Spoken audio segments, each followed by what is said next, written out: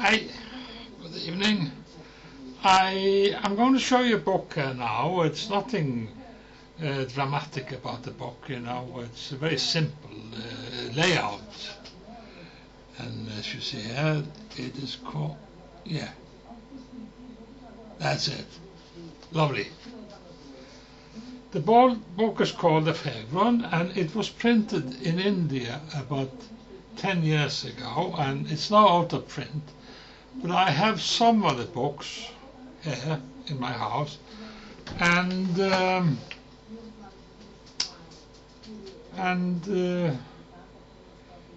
if you contact me on my email, which is Oscar.Hansen, is viral thing, Sapo, S-A-P-O, dot PT, which is Portugal, and my name is Jan Oscar Hansen. Anyway, it's a very good book, and I believe it sold quite a few, about 800 copies in India 10 years ago.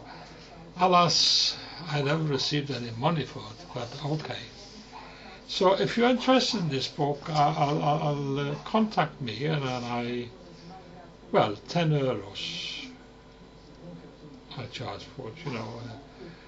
I only got a few copies left of it, and I don't know if I can get hold of it anymore because I lost the address of the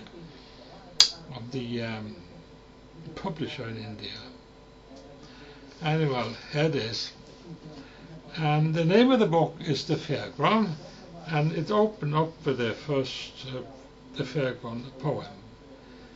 In the beginning, it was all such fun, riding the carousel's wooden horses, faster and faster until I had great fear and I became a blur. When it stopped, I was the only one left on board, and the fairground was forsaken. Torn posters, a padlocked gate, and in the streets unknown I had to find my way back home. Faded wallpaper, a silence long since dead. No one lives in my childhood anymore. This one is called Faro. I lived near Faro in Portugal. The old brewery, ochre and dead windows, appeared like a benign neglected castle in the afternoon glow. Inside it reeked of a booze early in the morning, pagans on floors and the echo of drunken voices. Weather-bitten black letters on the top of the building proudly proclaimed Portugal's best beer. Yeah, but that was long ago, before mass tourism, common market in Carlsberg Lager and Newcastle Brown.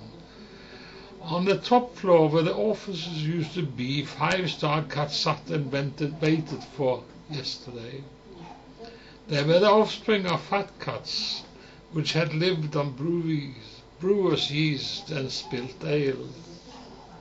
Hopeless dreamers, licking matted fur, lost in deep melancholy, the pathetic eyes of yesterday.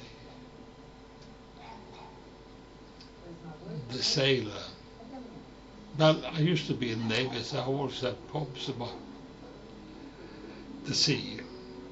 The ship shuddered as it met the great ocean, and so did I, gripped by an ancient fear of dizzying death. A tortuous, lonely voyage across the endless Pacific had begun.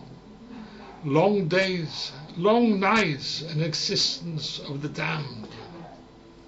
The ocean's vastness didn't open anyone's mind, but sealed the deep within a sullen, rusting hull.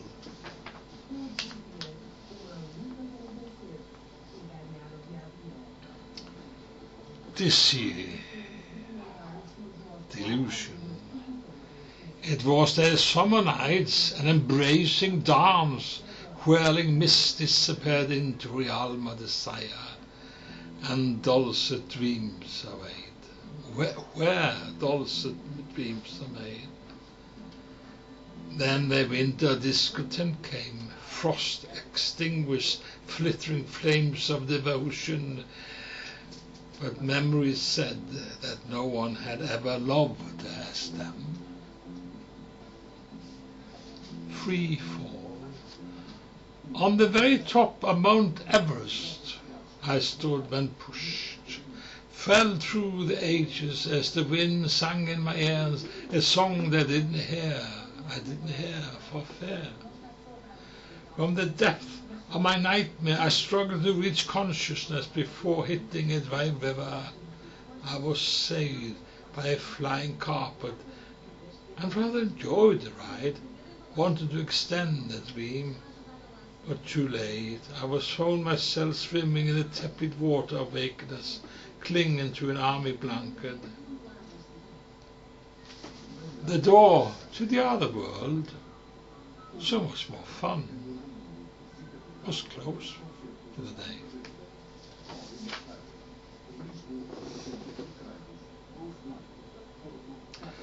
The warriors.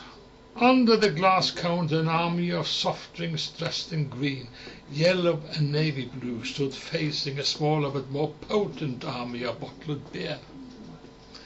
In the corner, looking splendid in gold top, a few bottles of alcohol-free lager stood somewhat hesitant. Didn't quite know which army to join, being met with contempt by both sides. A giant green apple-lettered 1-liter water bottle, which could quench anyone's thirst a hot summer day, suggested that the alcohol-free should be arbiters if it came to war. This gave the hybrids a sense of purpose, and they glowed in self-important on the fluorescent light. Not that anyone take the slightest notice of peacemakers, till it's a stalemate and armies need a breather in order to restock their weaponry and enlist more non-returnables. And the best of ill will saw her only briefly. She was lovely as ever, and knew that I will always go on loving her. Tall, elegant, the new man in her life, a winning couple devoted to each other for now. I feel no envy. My love is murdered. She deserved to be happy, but I wish he was dead. Shadow and light, they brightens my days. I can afford to be nice to them both and see their bliss crumble. So, there you are. This is a very, very good book, and as I said, it sold a lot in India, which I didn't benefit from. Still, for 10 euros you can get this excellent book, and it really is good. I'm not boasting it at it because I've written it. It is good, And my soul is in the book, It's very important to me that you buy this book and then you like it and you tell me that you like it. But anyway, if you don't want to buy this book, go out and buy a poetry book, But not from dead poets, from poets that are alive, the new poets. And if you never read poetry or you don't like poetry because, you learned poetry in school and you didn't like it, never mind that. Start again, and I bet you will like it. It's so much more fulfilling to read poetry than some books that have 1,000 pages, repeating itself over and over and over again. So, my lovely, I wish you good night. I'm going to watch television, I notice I haven't switched it off yet. So there you are. Good evening.